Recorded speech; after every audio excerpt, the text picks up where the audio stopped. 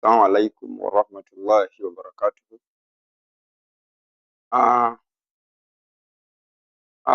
Mr. Katabira Jamil is my name. Basically, item 3 or 4. Remember, item 3 and 4, they are optional items. You either select item 3 or item 4. Like we said, the elements of construct analysis are items 3 and 4 are the same. Should be well versed with homeostasis. You should be well versed with transport. You should be well versed with respiration. All those topics. We're going to have a sample question that we are going to dissect under this item 3 and 4. There is a question that I think you are seeing. It reads that a mining company located in an industrial zone is experiencing a significant decline in productivity and increase in work exhaustion. To find out the root cause and get solutions, scientists monitored two employers, worker A and worker B.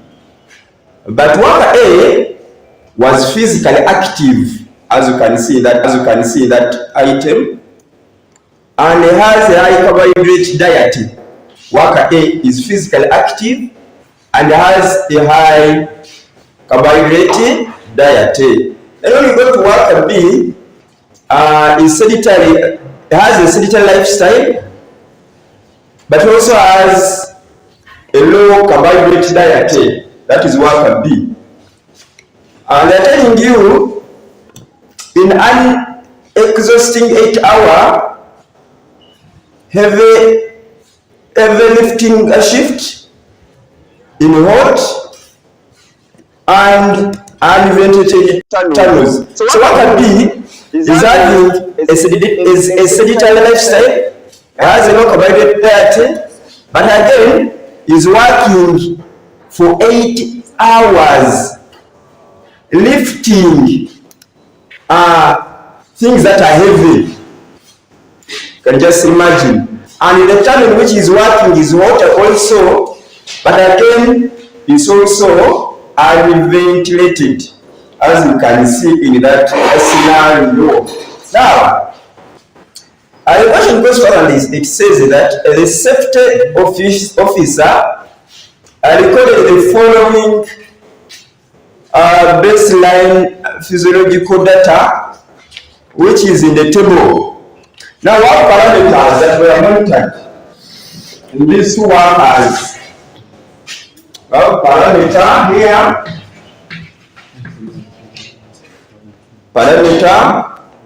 remember we have two workers, worker A,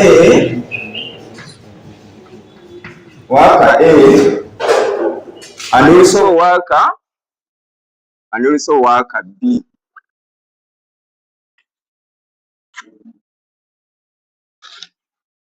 And also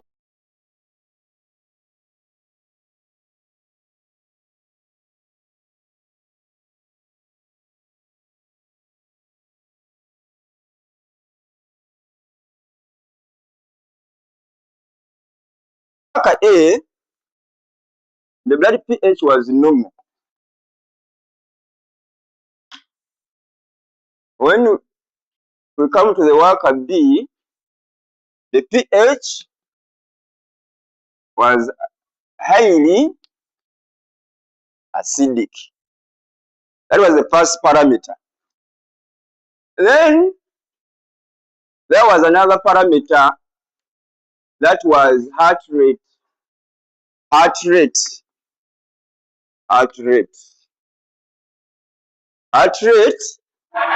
it was given in beats per minute. That were the units. Beats per what? Per minute. Worker A, the heartbeat or the heart rate was 90 beats per what? Per minute. And then when we go to worker B, the heart rate was 145 beats per minute. That was the second parameter. And the third one was internal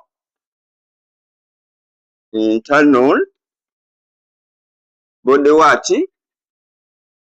Temperature. Of course, temperature is measured in degrees Celsius.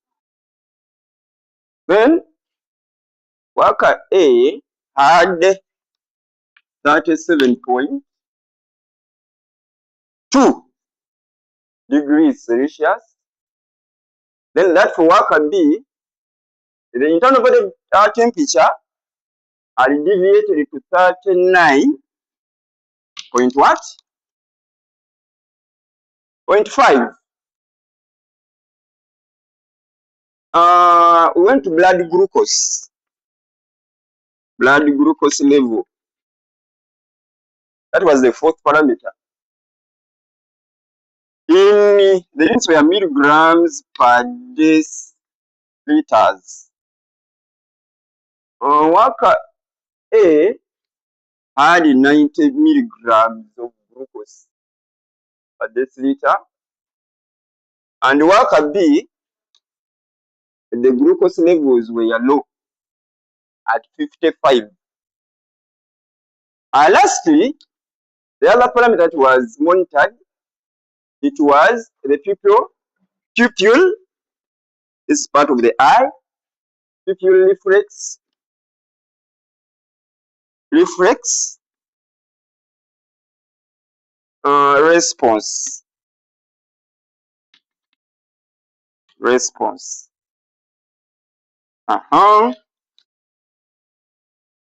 This one had the first, and this one had the slow. So that was the question. Now the task is to repeat. They're telling us it was a mining company located in an industrial zone,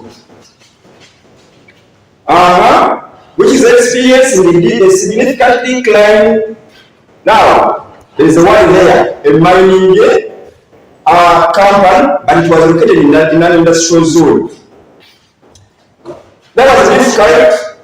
It was experiencing a significant decline in productivity and increase in work exhaustion. This is where we are more interested in. They are telling us to find out the root cause and get solutions. Scientists monitored two employees. That was worker A and worker B. But again, they are telling us that things that were rotated around the worker, these two workers in that industrial area, worker A and worker B. First of all, they are telling us that worker A in that industrial area zone, worker A was physically active. Worker A was physically active. I have to note that. Or you can even underline that, because you may need it to respond to a certain task. Worker A, however much was in the industrial area or zone, worker A was physically active. So it has an impact. And it's going to help us to respond somewhere. But again, this worker A also was feeding on a diet that had high carbohydrates. Worker A was also feeding on a diet that had high carbohydrates. Now when it came to worker B, this worker B had a sedentary lifestyle. He wasn't so active. lazy. Again, He was also feeding on diet that has low carbohydrates. And on top of that, we are still on worker B.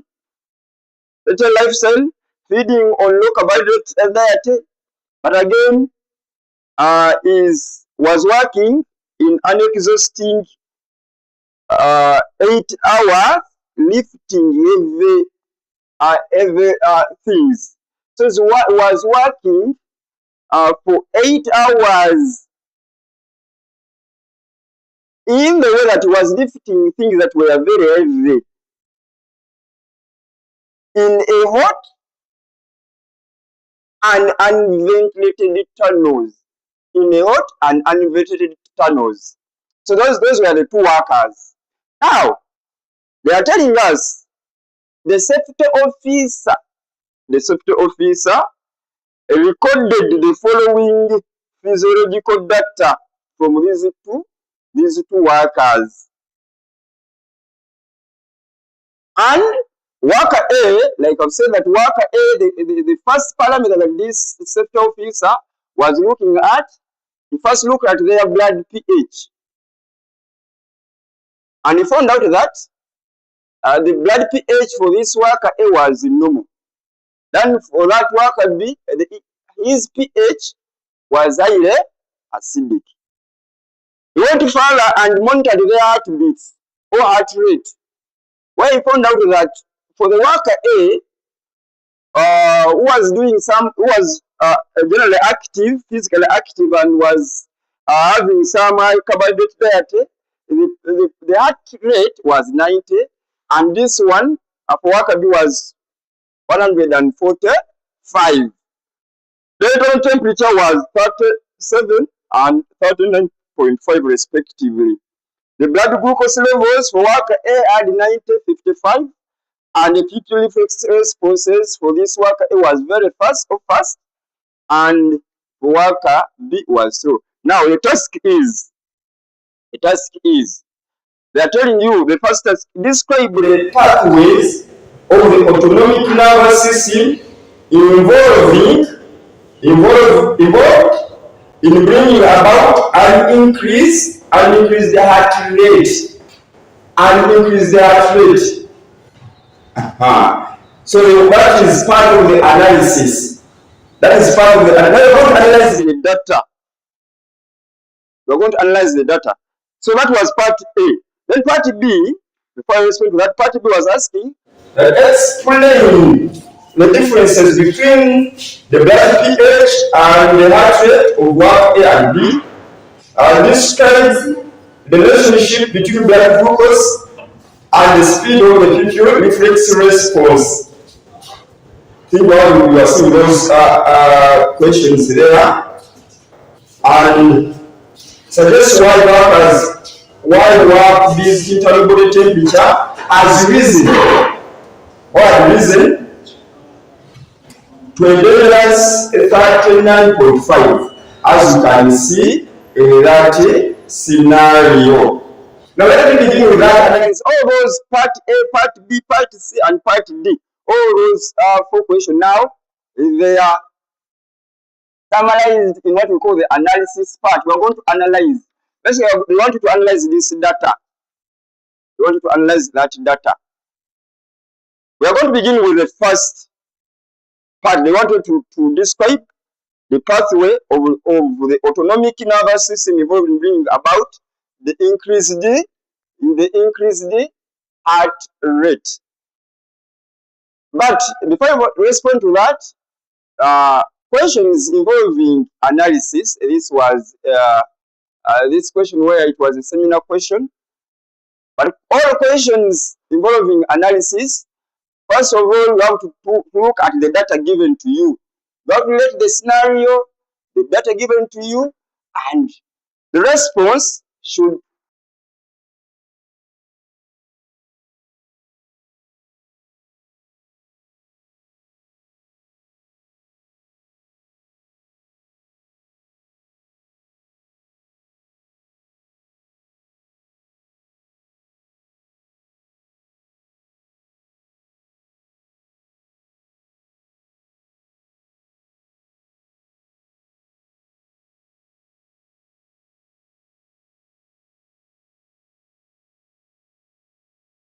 what we have observed.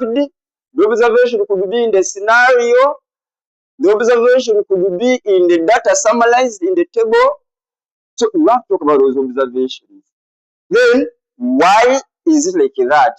And how did it come about like that? How did it come about? So you should ask yourself 3 questions. What you have observed, why, and how. Now, let us look about the heart. This was basically about the heart rate or heartbeat. What brought about the increased heart rate? They want us to talk about the autonomic nervous system that brought about the increased heart rate. Now, when you look at worker A and worker B, of the 2 workers, who has an increased heart rate? That is the observation part now we are talking about. Then we are going to observe it from the table. Worker A and worker B, who has the increased heart rate? When you observe on these parameters given, basically that is worker worker B, sorry. Worker B has 145 heart rate, in beats per minute, 144 beats per minute. And worker A has 90. Now, after observing that, why? Why is the heartbeat of worker B 140 or high, and this one is generally normal, around is a bit normal, 90. This one has 145. This one has deviated a lot. Why? Then we go back. How? How has it come to this? So those are the 3 things that I'm going to talk about. Now first go back. First we are going to say worker B, according to this table, worker B has an increased heart rate. That one I'm just seeing it from the table here given. Worker B has an increased heart rate, which is around 145. 145. Now, why? Why? This question, answering this, we are going to go back in the scenario. We are going to go back in the scenario. When you go back in the scenario and we talk about, we see worker B. What they have talked about worker B? There are very many things. They talked about the sedentary lifestyle. Worker B has low carbohydrate. He was feeding on a low carbohydrate diet.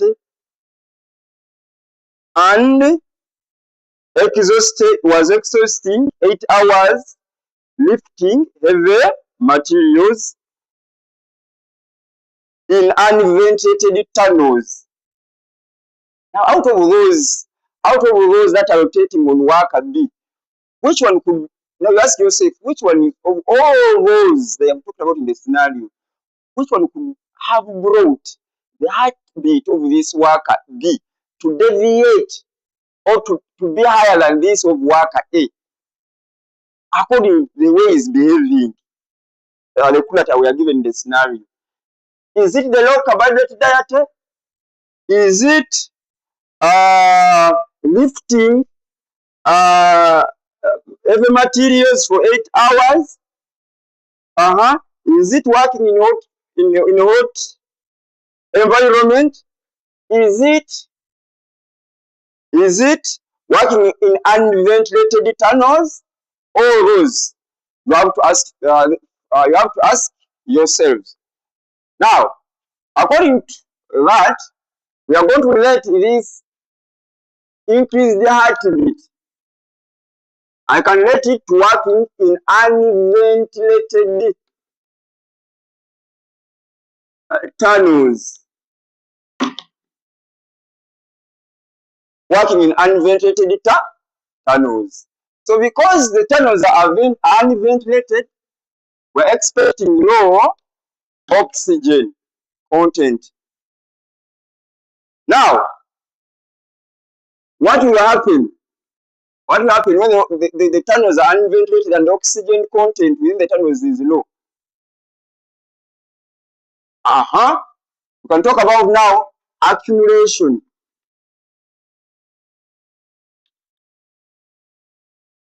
We can also talk about accumulation of carbon dioxide.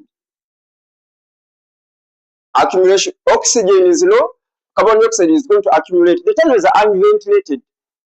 So therefore, during breathing in and out, this worker B is exhaling out carbon dioxide, is getting little oxygen, but exhaling out carbon dioxide, and the tunnels are still unventilated. Therefore, carbon dioxide is not moving out as expected.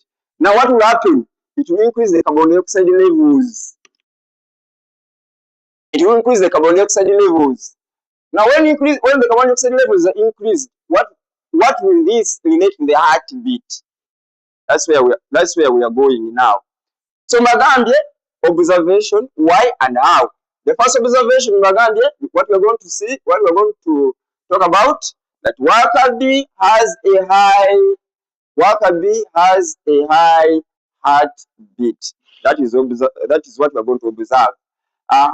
Reason, worker B, this is because worker B is working under unventilated tunnels with little oxygen. Now I'm answering this. I'm putting up this.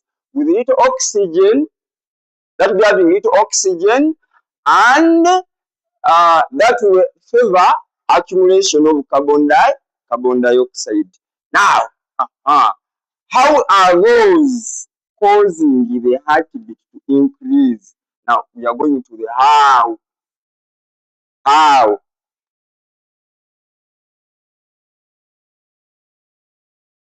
Of course, carbon dioxide, because we continue to say carbon dioxide, high levels of carbon dioxide are going to be detected. Now, you have to be knowing your homeostasis, control of carbon dioxide.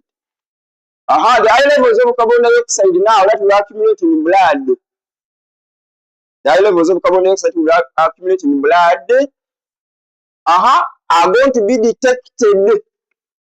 The high levels of carbon dioxide, high levels of CO2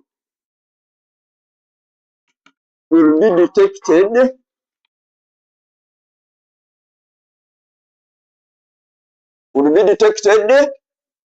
by what? By chemoreceptors. High levels of carbon dioxide will be detected by chemoreceptors. Found where? Found in the aortic arc and carotid artery. So our sites that we have these receptors, chemoreceptors. Their sites are found on the aortic arc and the carotid artery. What are they doing? They are detecting carbon dioxide. Now, because these are receptors,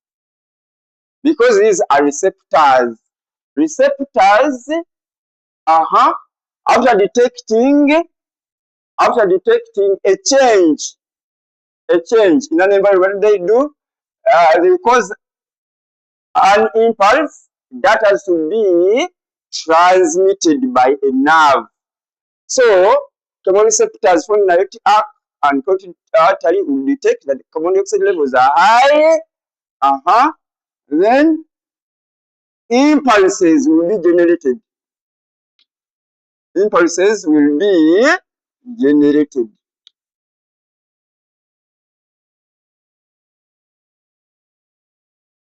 impulses then be generated,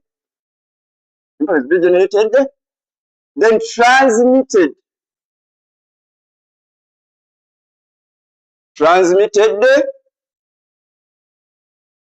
by the sensory nerves, or you can call this the afferent nerves, or the afferent nerve, where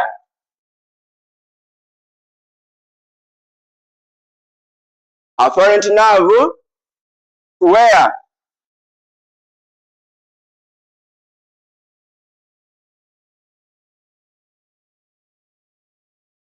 afferent nerve to the cardiovascular centers.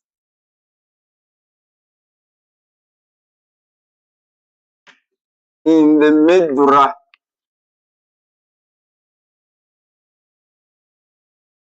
In the medulla oblongata. Let me first pause there.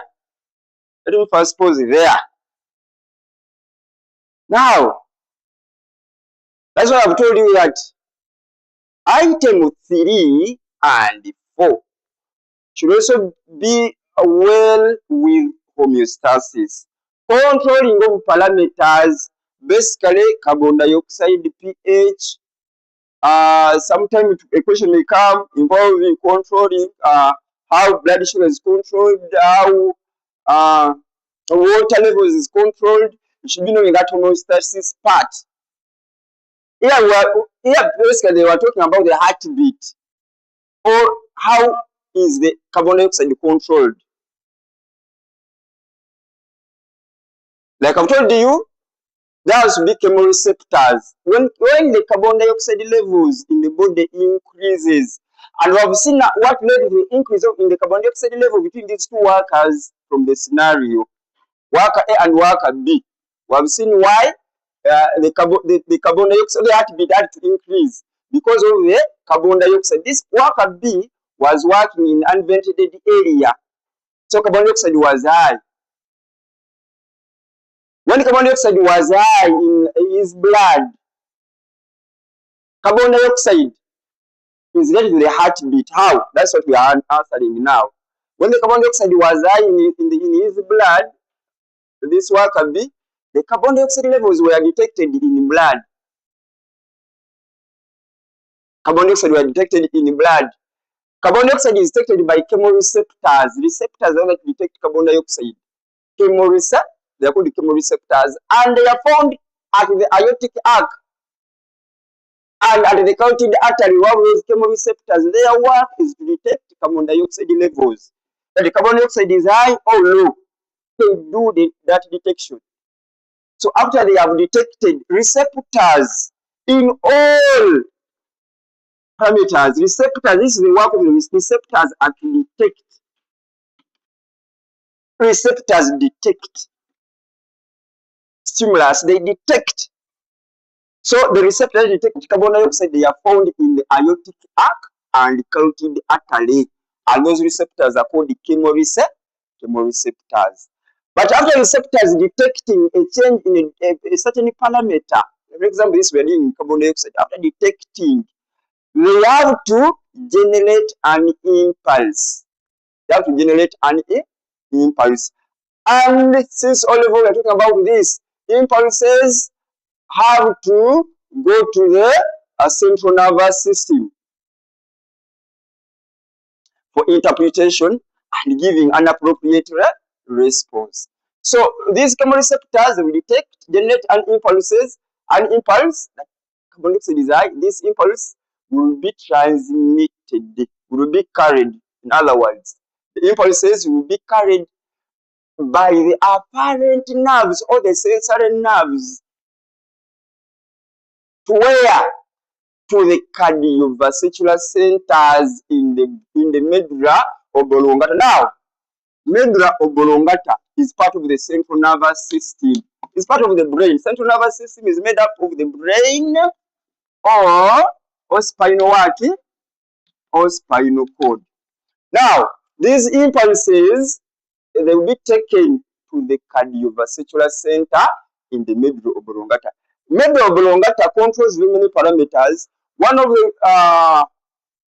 the We shall be seeing many parameters, but one of the roles of the medulla oblongata, this part of the brain, it controls involuntary activities. Most of the involuntary activities are controlled by the medulla oblongata. What are involuntary activities? Involuntary activities, those are the activities that occur in our body, but we don't have control over them. We don't have control over them because of involuntary activities. So impulses, many of the impulses that are taken to the brain, and those impulses are aimed at controlling an involuntary activity. They are taken at this, and they are taken to the medulla oblongata because it controls most of the involuntary activities. For example, the heartbeat, like the one we are dealing with here, the heartbeat. It is an involuntary activity. No one can say, you cannot stand there and say, now the heartbeat, you beat, or stop beating. An activity that you don't have control over. An activity that you don't have control over, that activity is called an involuntary activity. For example, the heartbeat. You like it or not, the heart will beat without your consciousness. So that is an involuntary activity. The pulses, blood pressure, the movement of blood, the speed at which the blood is moving within your blood vessels. You don't have control over them, and you cannot stand at one point and say, now blood stop or move slowly, or increase on what? Increase on the speed at which you are moving. So all those are involuntary activities, and we are saying that all impulses, not all, but most of the impulses that are of involuntary activity, they have to go to the they are controlled by the medulla oblongata. That's why you are bringing about here medulla oblongata, because here we are going to talk about heartbeat. As we say that the sensory nerve, after detecting that the carbon dioxide is high, the chemoreceptors, impulses will be transmitted along with the sensory nerve to the medulla oblongata, specifically at the cardiovascular centers. Cardio, as well the word cardiovascular center in the medulla oblongata. Basically, we're explaining, or I'm basically explaining how the heartbeat controlled, why the heartbeat was high. Now, cardiovascular center. Let me talk about this cardiovascular center. Medulla oblongata has very many centers, but centers that are basically dealing with the heart, increase in the heart or reducing in the heartbeat. Those centers are called cardiovascular centers. Cardio means heart, but cardiovascular centers. These impulses will be taken to the cardiovascular centers in the medulla oblongata. Now, the center, this cardiovascular center in the medulla oblongata, it has also the accelerating and the accelerating centers of the cardiovascular centers are increasing, and inhibitory centers or decelerating centers, inhibitory reducing, accelerating centers increasing. So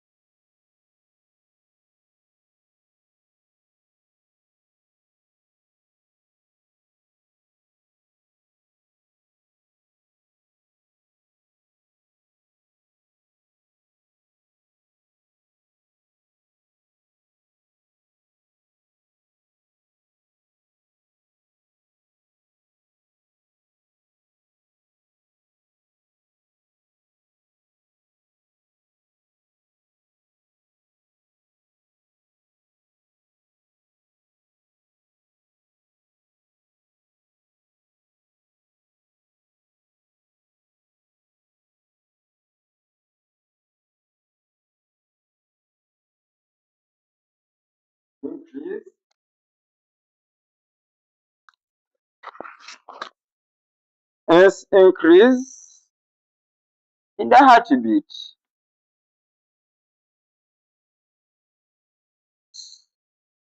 So as to eliminate the excess carbon dioxide. That's how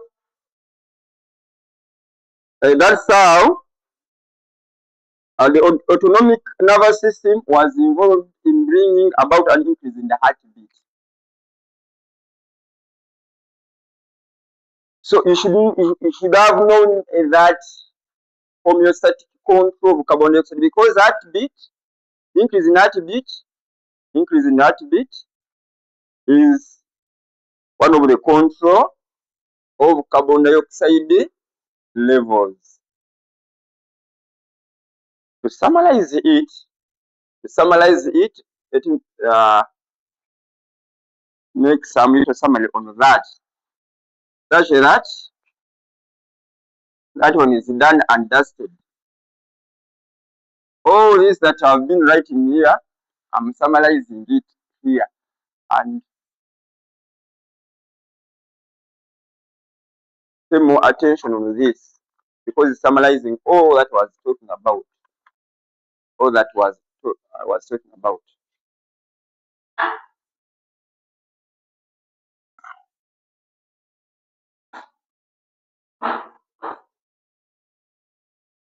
Because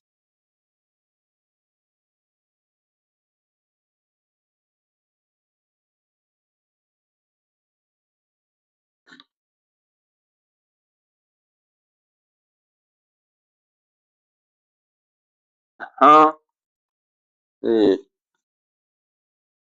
drawn my heart. Of course, with the four chambers. Now, we talked about the chemoreceptors at the aortic arc. This is the aorta.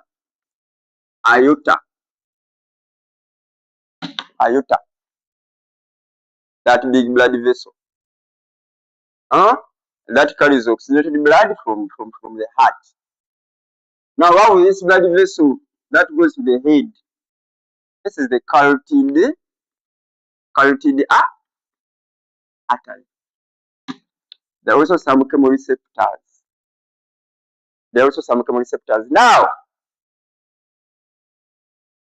Now,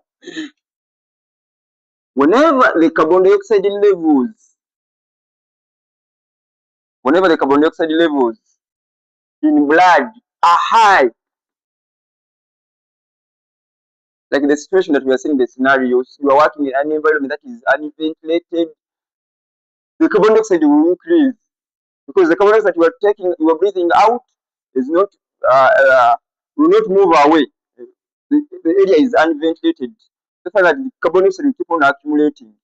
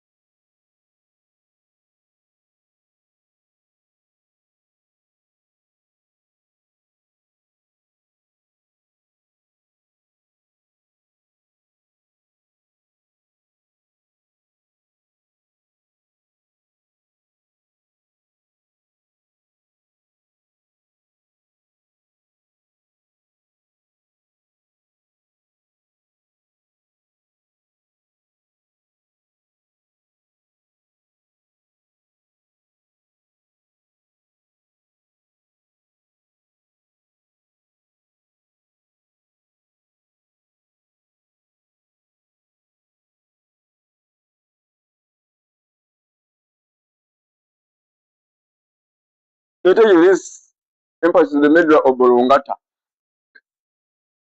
So impulses are moving via these sensory nerves to the medulla oblongata.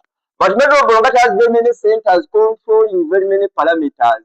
When it is about heartbeat, those centers that are controlling heartbeat in the medulla oblongata, those centers are called the cardiovascular centers.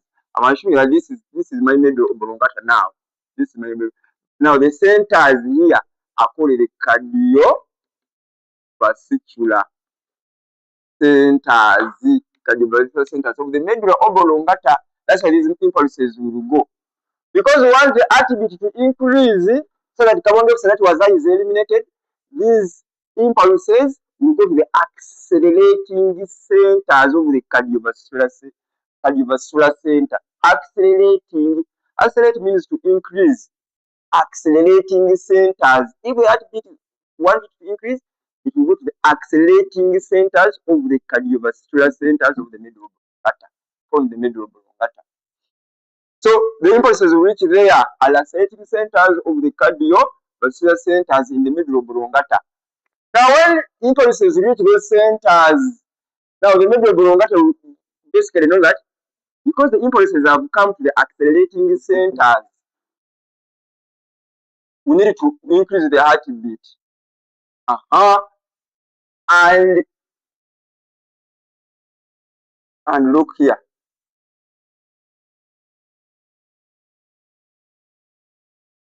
They also send impulses. They also send impulses. They also send impulses to what? To the impulses via the sympathetic nerve. Via the sympathetic nerve. Via the sympathetic nerve to the sun. The sinoatrial node. That's why stimulations begin, or excitation begin. For the heartbeat to increase, impulses have to first reach this sun, the sinoatrial node. So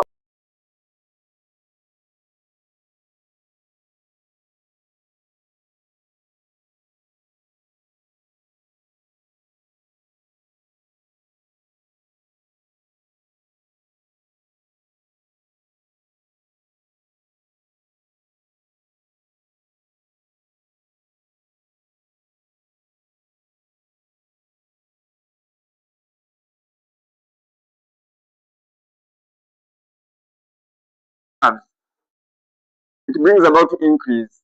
When impulses come from the brain but moving via the parasympathetic nerve, that one means decrease. So impulses will move via the sympathetic nerve to the sun, and basically this will cause the much excitations will be produced by this sun, and the contraction of the heart, contraction and relaxation of the cardiac muscles of the heart will increase. That's why the heartbeat will start increasing. The heartbeat will start increasing. But again, there are other special things that this nerve can do. Apart from sympathetic nerves, apart from increasing the activity of the sun, they can also produce a hormone called noradrenaline. Not all nerves can do that. Not all nerves can do that. No. So these ones cause increase in the activity of the sun, but it can also produce a hormone. They can carry impulse and again produce the hormone. All these are aimed at increasing the heartbeat. So the heartbeat will increase. So that the carbon dioxide that was increasing is quickly expelled out. So that is how the carbon dioxide had to be controlled. Then let us look at the other parameter. I'm going to talk about all the other parameters. Of course, when I go back to the question here, I'm seeing that worker B had a high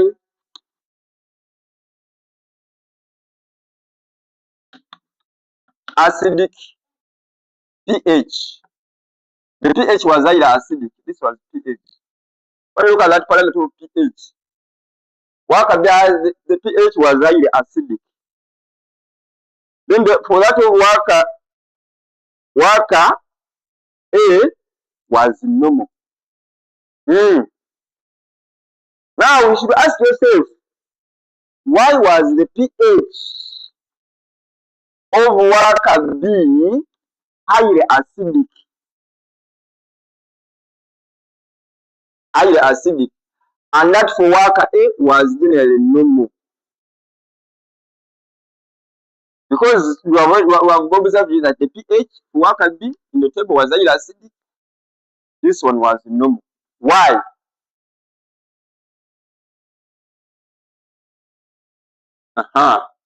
Two things are here that should occur in our mind. First of all, this gentleman, according to the scenario, gentleman worker B was lifting something of that nature, was lifting heavy materials. It was exhausting. Was so exhausted. He is lifting heavy material for 8 hours. Just imagine. That is one. Secondly, the environment still was unventilated. Biologically, you ask yourself, how can these two attribute to the high acidic pH?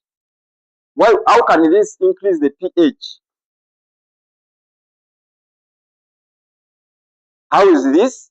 How are these? We are attributing the increase in pH with these things that are given in the scenario. First of all, lifting. Worker B was lifting heavy materials for some good hours. Imagine 8 hours lifting materials that are heavy. Therefore, worker B was requiring a lot of energy. Because lifting things that are heavy, you require a lot of energy. So it was requiring a lot of energy to lift. Now, how does that? What is the implication of that? Because it was lifting a lot heavy materials for 8 hours, this person A, worker B, required some glucose where was respired, was broken down anaerobically, producing lactic what? Producing lactic acid. Look, whenever doing something that is very vigorous, something that requires a lot of energy, talk about lifting the material like this worker B was doing, talk about could be marathon, cross country, something that is so vigorous that requires a lot of energy.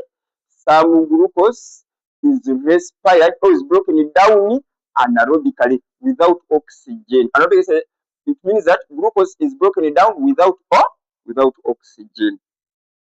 That comes as a result of you doing something that is very vigorous.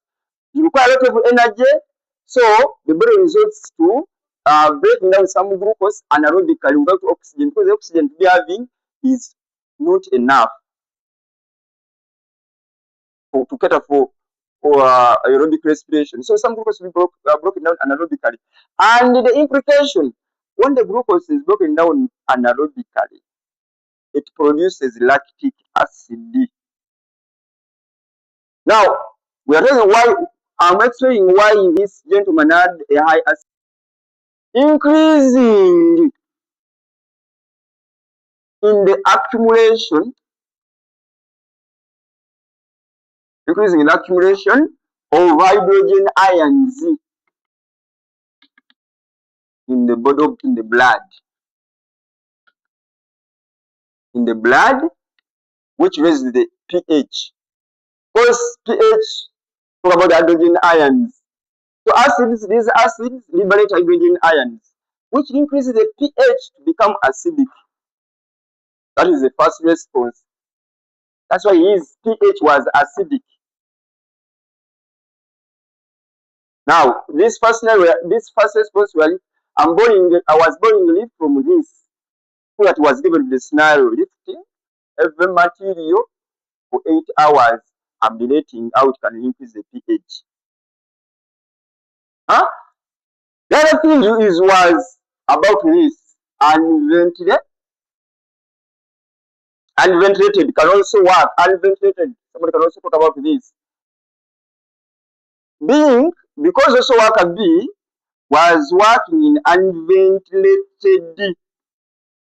Worker B was working in unventilated environment. The environment was unventilated, not aerated, unventilated.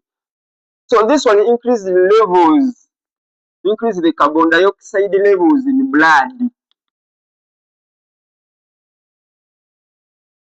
Responding while the pH was highly acidic. Now, this increased the carbon dioxide levels in blood, and you know very well, carbon dioxide can combine with what? Which combine, increase carbon dioxide levels in blood, which combined with water. Carbon dioxide can combine with water, when carbon dioxide can combine with water to form carbonic acid. So forming carbonic acid in the pH, elevating the pH, or making worker B to have a high acidic pH. Now, just rotating from what they are given in the scenario and bring the biology to that. So these are the two reasons. I have to like to explain scientifically how is lifting every material for 8 hours, change the pH.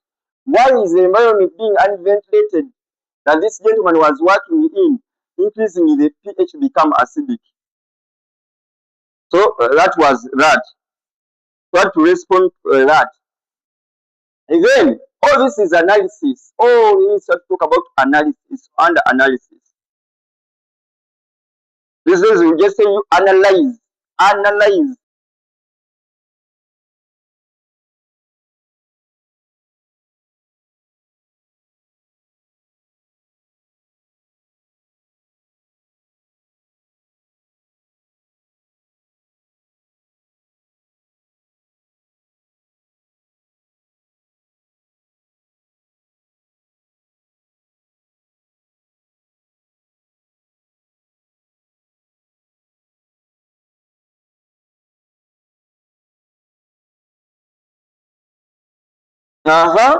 Worker A, the internal body temperature was 37.2. 37.2. Then worker B was 39.5. Now, this was observed with this, and even given in the data here, summarized in the table. Worker A, body temperature, that internal body temperature is 37.2. Worker B, 39.5. You have to ask yourself, according to the scenario and what is given in the scenario, what could have been the cause in the deviation of his body temperature? Why is worker B 37.2, and why is worker A having 37.2, and why is worker B having 39.5? Go back in the scenario. The summary talked about that worker B was working in unhot tunnels. Tunnels were unventilated, but again hot. Tunnels were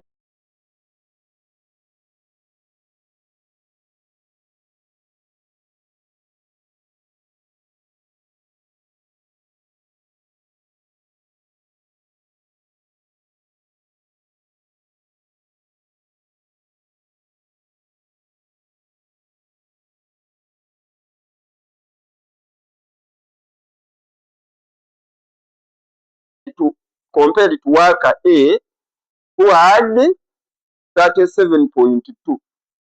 This is observation. You have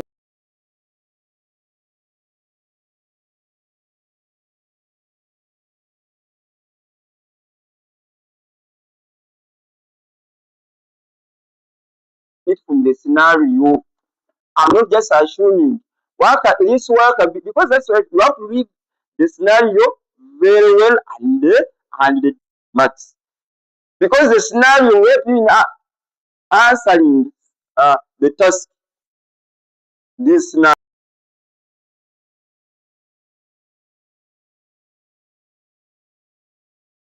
The internal temperature compared to worker A that had 37.2 degrees what? Celsius. Why? This is because worker B was working in a hot tunnel. The tunnel was working in, it is hot. It was given, that was given the scenario. So we are applying it here. We are applying it here. Anything that is given in the scenario, read it very well. You may need it somewhere. So, was working in a hot tunnel, and therefore he conducted heat by, it can be conducted by convection,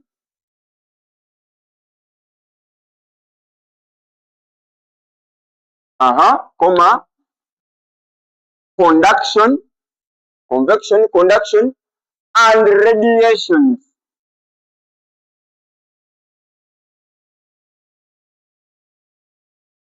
This increased his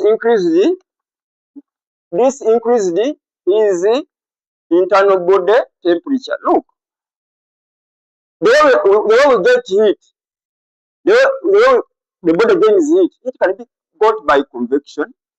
Convection means that the body is gaining heat from the environment. Could be air surrounding you. When the air surrounds you, it's very hot. You can get that hot air when blows onto you. You can gain heat. When it is hot, you can gain heat. So we say that we have gained heat by convection. Then, when you have a contact with the material that is hot, your body will gain heat. From that hot material, when there is a difference in heat, the conduction, the material is hotter than your body, and you touch on it or you lean on it, your body, the heat will move from where it is high, from that material, to your body. Now, you be gaining heat by conduction. And you can gain heat by radiation. When there is something that is hot and it is providing heat, your body can gain heat. We call that by radiation. But because this person B was working in a tunnel that was hot, first of all, we would have gained the heat by convection around the air, that inside the tunnel, the air was where he was moving within. Because the tunnel was hot, they were supplying heat to him, and he was gaining heat by convection. He could have leaned or touched also on these tunnels that are hot, they have gained now heat by conduction. And this tunnel as well, those tunnels were also producing heat and was gaining heat by radiation. So all those three made his blood or his internal body temperature to increase compared to this person who was working in an environment that was free from those hot tunnels. That's why his internal body temperature had to increase.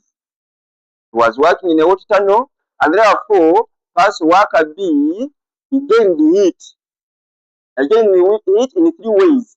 Could have gained it by conduction, could have leaned on these hot tunnels, maybe by convection or by radiation.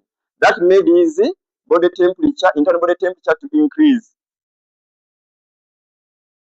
Are we there? Then there is another point. All these have to talk about an analysis. Person B had 90 milligrams of glucose levels, and person A had 90 milligrams per deciliter of glucose in blood, and person B had 55. What is the cause of that? So questions, question with analysis. In this modern question now they ask, it will be only part analyze. In this question they are split it, but in the papers that will be seen, analyze. To analyze, you have to talk about what you are seeing. You have to analyze each and everything. So let us say glucose. Why is person A having 90 milligrams of glucose and person worker B has 55 milligrams of glucose? You have to observe. So the observation is person B or worker B has a low glucose levels, that is 55 milligram, and person A has a high glucose level, which is 90, or has a normal glucose level. By the way, the normal glucose level has to be 90 milligrams. 90 milligrams to around 120 there. That is the normal range of glucose. Normal range. Your glucose level in blood should be around 90 to around 120 milligrams per deciliter. Now beyond that, beyond if you have beyond this range, you are having a high glucose level, hyperglycemia, and below this range, you are having a low glucose level in blood, which you can also call hypoglycemia. Hypo means low. Biologically, hypo means low. Whenever find hypo, low. Hyper, biologically means high. Hyper, it is a very forward meaning high. So hyperglycemia, somebody has a high glucose levels in blood.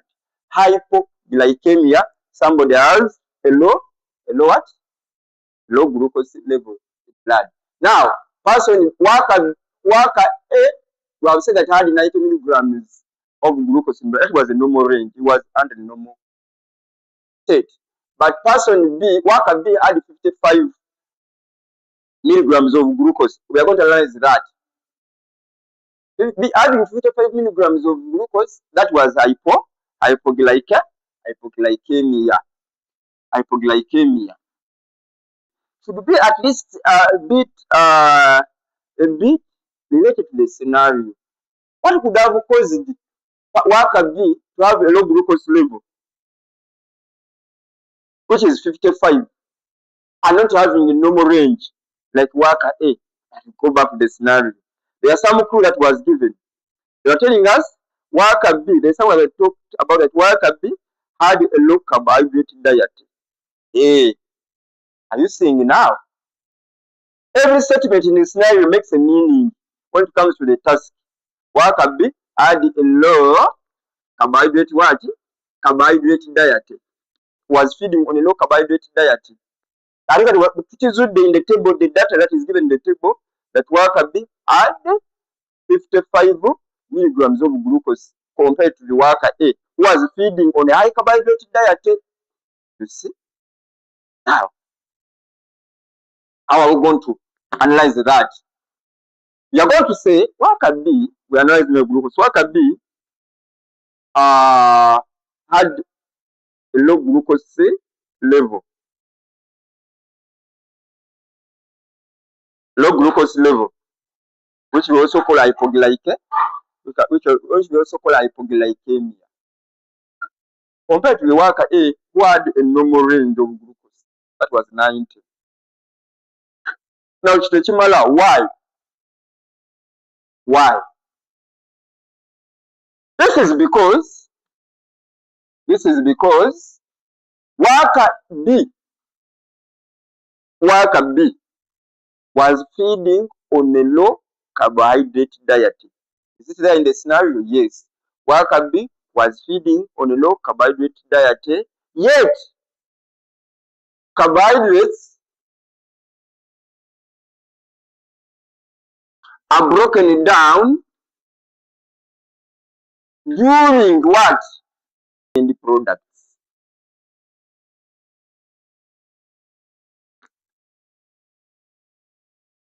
Now, carbohydrates are broken down when you eat any meal that has carbohydrates, carbohydrates are broken down.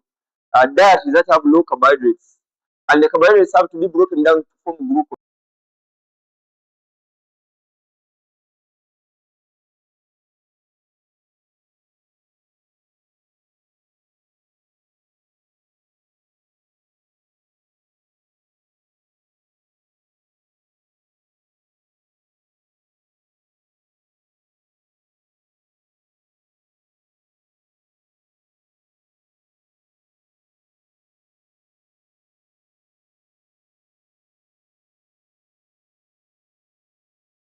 Four, which were broken down, carbohydrates which were broken down during digestion, produce what? Produce glucose as the end product. That's the difference now. That's why worker A had some glucose in body, and worker B wasn't feeding on carbohydrates, had to be having less glucose. Then finally, the pupil reflex response. Worker A was fast, and worker B it was slow. The pupil reflex response. Worker A was fast and worker B was slow. Lwaki? Now, reflex response. I should go there. Reflex response. Reflex responses and actions involves the nerves. From your O level, you all know that reflex responses, those responses that are fast reflex responses, and they involves nerves. They involves nerves. Now, why is it for worker A was fast and for worker B slow? Worker A was responding very fast. People reflex responses were very fast, and that for worker B was slow. Now we are attributing that on this.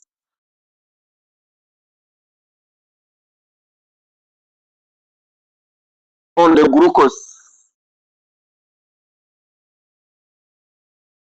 On the glucose content. Remember the two workers, worker A had enough glucose, that was 90 milligrams per deciliter. Worker B had 55. Are you seeing? This was worker B. This was worker A. Now, responses. Reflex responses involves movement of impulses. To respond, any reflex response, impulses have to first move. These reflexes now were on the pupil. Pupil is part of the eye. They just like movement. So these reflexes were on the pupils in the eye. How are the pupils in the eye responding? Because there have to be impulses that are moving to it. There have to be impulses that are moving to it. The pupil respond very fast. It means that the impulses that are going to that pupil is also they are moving faster. For the pupil to respond slowly, it means that the impulses that are going to the pupil is also moving slow. Now we all know that from your coordination, I hope you know that for an impulse to move, the action potential, movement of impulse involves the potassium, the sodium potassium pump. Remember that? The sodium potassium pump. Sodium ion, a nerve to generate for the impulses to move. For an impulses to move along a nerve. Sodium, we call that on the sodium potassium pump. these two ions, the potassium ion and the sodium ions, are vital. The sodium ions and the potassium ions are vital for a nerve impulse to move along a neuron. Sodium ions have to enter for action potential, know it in coordination, movement of sodium, inward movement of sodium ions, as some potassium ions are moving out. So these ions, to move, they have to move within a neuron. But what is important is the movement of the ions, for an impulse to move, the movement of these sodium and potassium ions, which we call the sodium potassium pump now. The sodium potassium pump. For these ions to move along a neuron, for an impulse to move, they require energy. They require what? Energy. Because these ions move by active transport. Active transport. Sodium, for the sodium to move inside a nerve or a neuron, such that the impulse can move to generate that action potential. The movement of the sodium ions along the membrane of this neuron to move inside it, move inside the axon or inside the neuron, they require some energy so that the impulses can move. Now, worker A. Now you have to ask yourself, where is energy? Where is energy got from? Energy is got from your respiration. You know very well that energy is generated from glucose. Glucose is a source of energy. So we need two things to generate energy, basically glucose and oxygen. Now, why was worker A? Why was worker A responding very fast? And why was worker B? The response was slow. Now, we are letting it that sodium potassium pump. Worker A, according to the scenario, worker A and the table given, worker A had enough glucose, which was 90 milligrams. But again, was working in an environment that was well ventilated. Therefore, worker A had enough glucose and also had enough oxygen to generate energy, which energy would drive the sodium and potassium ions along the neuron to generate an impulse.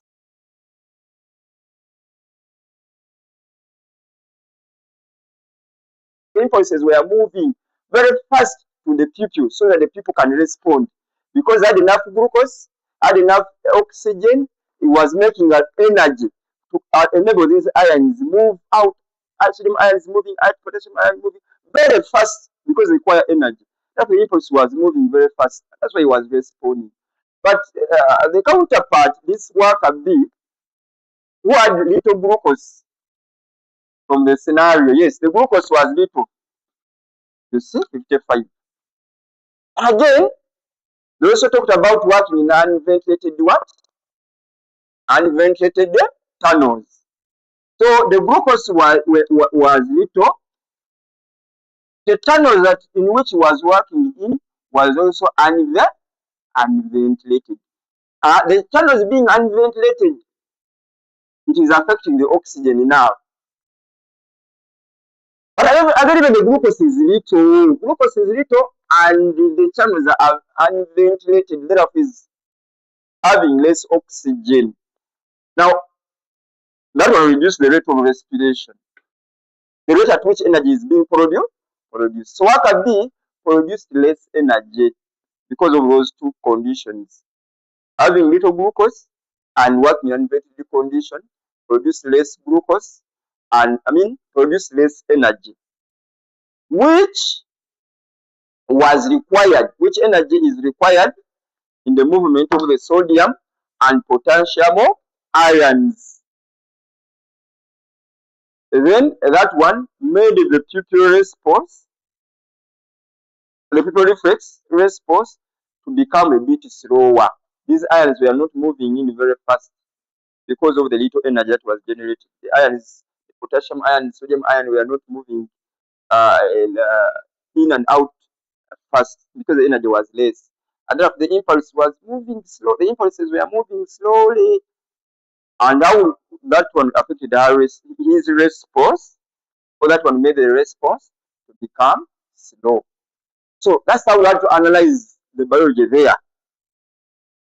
So you have to be knowing some little bit of coordination. I've applied some coordination here. You have to know some bit of respiration, homeostasis. How is carbon dioxide controlled? That is homeostasis. So all these all those topics were integrated in one scenario. That's how you have to analyze that data. In some items of the analysis, look, after I have told you to analyze numbers, Magami in analysis, read the scenario very well. Read the scenarios very well when it comes to analysis. Read the scenario because the clues that we'll be using in analyzing, some will be in the scenario. So you have to read it very well, the scenario. When you are explaining the data. So if you know Kwango Chimanyi, then you know gisoma bulungi. Mubamu bebogerako, ebigenda okukola amakulu. You are responding, you are analyzing. What you know,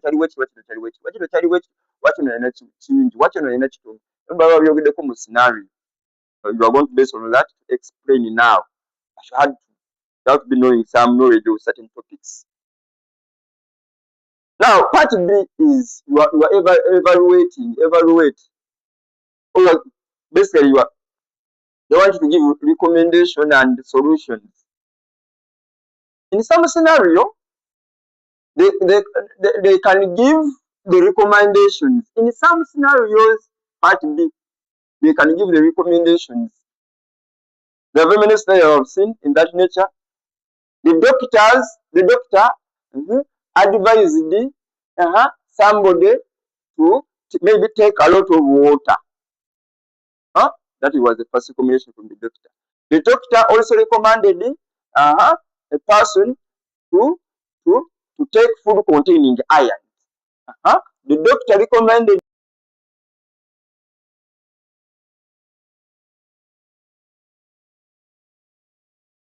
the doctor's recommendation. You are going to talk, how is the taking of water that was recommended by the doctor helping that person to go get up in scenario.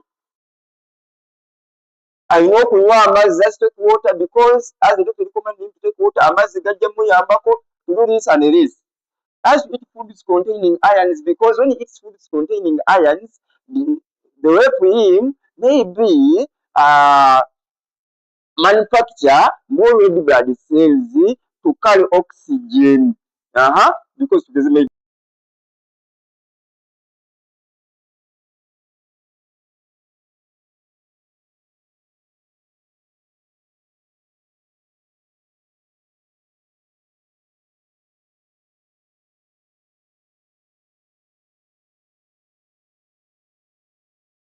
give the advice.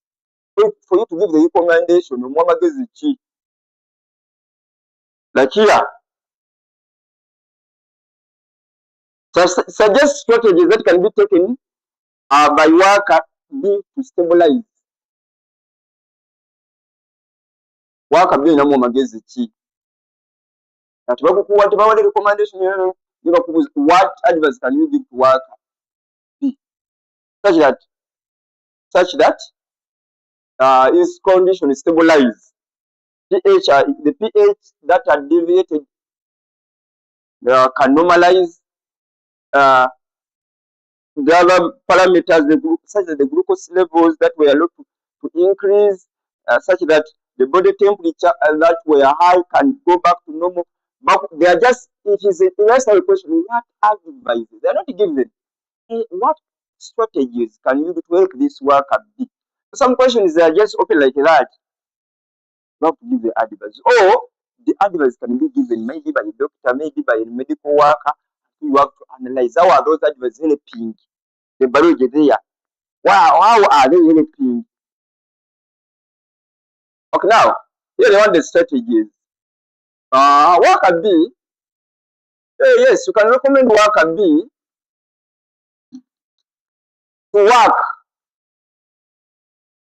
in a ventilated tunnels, such that you give reasons why he work in a ventilated channels, such that he gets enough oxygen that can be used to generate energy, or such that the ventilator to expel out carbon dioxide to reduce on the pH. That can cause an increase in the pH. You advise the worker B to feed on foods that are rich in, or to increase or feeding on foods that are rich in carbohydrates, so that he can increase the glucose levels in his blood, thus to get enough energy that will help him transmit the impulses and all that. He should stop working in areas that are hot, or he should put on light clothing to reduce or to increase on heat loss when working, so that to reduce on the internal body temps that were high. He should work on light clothing that can enable him reduce heat loss, to increase on the heat loss from his body. Drinking a lot of water or cold drinks to lower his internal body temperature. You should keep drinking cold drinks as he's working. But different strategies of those nature. So that is that. Next time we shall do what? Do another item. Let's get on item 2. Let's see an item from 2. Item 2. We stop here for now. Thank you for listening and paying attention. Thank you so much. Assalamu alaikum wa rahmatullahi wa barakatuh.